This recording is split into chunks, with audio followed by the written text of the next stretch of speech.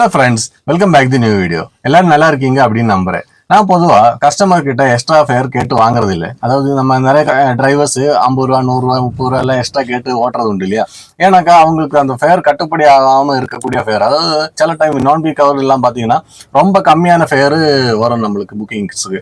அந்த மாதிரி ஃபேர் கட்டுப்படி ஆகாத பட்சத்தில் சில டிரைவர்ஸ் இந்த மாதிரி 50 ரூபா 100 ரூபா அதாவது எக்ஸ்ட்ரா கேட்டு ஓட்டுறது உண்டு. நிறைய பேர்கிட்ட எல்லாருக்கிட்டையுமே மோஸ்ட்லி கேட்பாங்க. சில கஸ்டமர் கொடுப்பாங்க, சில கஸ்டமர் கொடுக்க மாட்டாங்க. அந்த மாதிரி தானே இருக்குது. நான் பொதுவாக எப்படின்னாக்கா நான் எக்ஸ்ட்ரா கேட்டு ஓட்டுறதே இல்லை. கஸ்டமர் கிட்ட மோஸ்ட்லி ஃபோன் பண்ணி பேசுறது எல்லாமே நான் அவாய்ட் பண்ணிவிடுவேன். ஜஸ்ட் மெசேஜ் தட்டி விட்டு போயிடுவேன். கேன்சல் ஆயிடுச்சுன்னாக்கா பரவாயில்லன்னு சொல்லிட்டு கேன்சலேஷன் ஃபீஸ் நம்மளுக்கு வந்துடும். அந்த மாதிரி நான் மூவ் பண்ணி போயிட்டு பிக்கப் எடுக்கிறது தான் வழக்கம். மற்றபடி ஃபோன் பண்ணி பேசுறதெல்லாம் கிடையாது மோஸ்ட்லி. அதாவது எப்போ ஃபோன் பண்ணுவேன் அப்படின்னு பார்த்தீங்கன்னா, ரொம்ப உள்ள இருக்குது லொக்கேஷனுக்கும் அவங்க நிற்கக்கூடிய இடத்துக்கும் ரொம்ப லாங் இருக்குது. அந்த மாதிரி இருக்கிற சுச்சுவேஷனில் லொக்கேஷன் சரியா இல்லை அப்படின்ற பட்சத்தில் மட்டும்தான் நான் கால் பண்ணி எல்லாம் கஸ்டமர்கிட்ட பேசுறது. பொதுவாக நம்ம பேசுறது இல்லை. இப்போ ரீசெண்டாக கொஞ்ச நாளா நம்ம ஒரு நாளைக்கு ஒரு 10 புக்கிங் எடுக்கிறோம் அப்படின்னாக்கா ஒரு 4 புக்கிங் 5 புக்கிங்ல பார்த்தீங்கன்னா கஸ்டமர் நிறைய பேர் 50 ரூபா இல்லை 100 ரூபா இல்லை 30 ரூபா அந்த மாதிரி எக்ஸ்ட்ராவே பே பண்ணிட்டு போறாங்க. சரி, என்னடா இது கஸ்டமர்ல இப்படி பே பண்ண மாட்டாங்களே? மோஸ்ட்லி எவ்வளோ எக்ஸாக்ட் அமௌண்ட் வருதோ அந்த எக்ஸாக்ட் அமௌண்ட் தான் நம்மளுக்கு பே பண்ணுவாங்களே தவிர எக்ஸ்ட்ரா மிஞ்சி போனால் அந்த ரவுண்ட் பண்ணுவாங்க. அதாவது ஒரு 225னாக்கா 230 பண்ணுவாங்க. அதை விட்டுட்டு 250 எல்லாம் பண்ண மாட்டாங்க இல்லையா? அந்த 5 ரூபா 3 ரூபா அந்த மாதிரி தான் ரவுண்ட் பண்ணுவானே தவிர இந்த மாதிரி 30 ரூபா 50 ரூபா 100 எல்லாம் எக்ஸ்ட்ரா போட்டு போட மாட்டாங்களே அப்படின்னு நான் யோசிச்சுட்டு இருந்தேன். ஏன் எதனால பே பண்றாங்க அப்படின்னு. இப்போ கொஞ்ச நாளாவே இருக்கு. ஒரு மாசமா அப்படியே ஒரு மாசம் 2 மாசமாவே இப்படி பேமெண்ட் எல்லாம் பண்றாங்க. நான் கூட நினைச்சேன் கஸ்டமர்லாம் நிறைய தாராள மனசு ஆகிட்டாங்க அப்படின்னு நினைச்சேன். அப்புறம் தான் ஒரு கஸ்டமர் இப்போ ரீசெண்டாக நான் போகும்போது ஒரு டிராப் போனேன். ஒரு 510 ருபீஸ் தான் 510 ரூபா ஃபேர் ஆயிடுச்சு.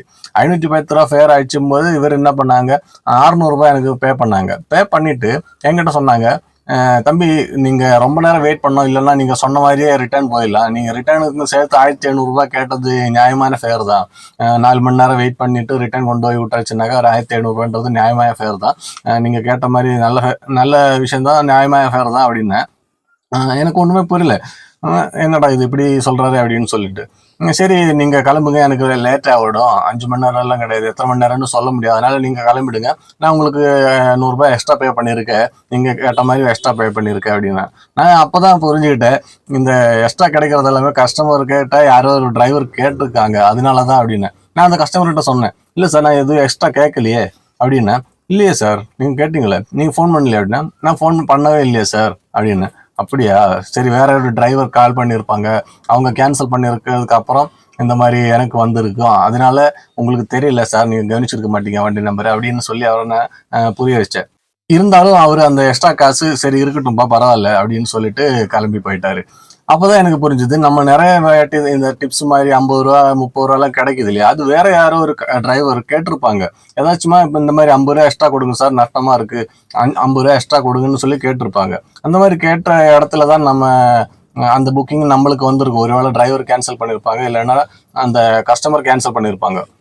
அந்த மாதிரி இருக்கும்போது நம்மளுக்கு வந்திருக்கும். நம்ம கேட்காமலே போகும்போது கஸ்டமருக்கு சரி இவர் வந்துட்டு எக்ஸ்ட்ரா எதுவும் கேட்கலையே அப்படின்னு சொல்லிட்டு அந்த டிரைவர் கேட்ட காசே நம்மளுக்கு கொடுக்கறதுக்கு வாய்ப்பு இருக்கு. இல்லைன்னா அந்த டிரைவர் தான் நாம நினைச்சு கூட 50 ரூபா, இப்போ அந்த கஸ்டமர் சொன்ன இல்லையா, அவருக்கு நடந்த மாதிரி அந்த டிரைவர் தான் இந்த டிரைவர் அப்படின்னு நினைச்சிட்டு கஸ்டமர் தவறா கூட நம்மளுக்கு அந்த 50 ரூபா பே பண்றதுக்கு வாய்ப்பு இருக்கு.